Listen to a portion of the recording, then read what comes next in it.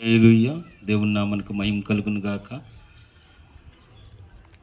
వీణులకు విందులు చేసే యేసయ్య చరిత్ర వేగరామే వినుటకు రారండి.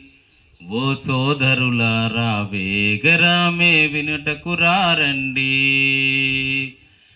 రండి వినరారండి, యేసయ్య ఎవరో తెలుసుకొనరారండి. రండి వచ్చి చూడండి, యేసయ్య చేసే కార్యములు చూడండి.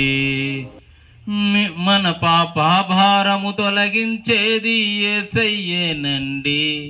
మోక్షానికి మార్గం చూపించేది యేసయ్యేనండి.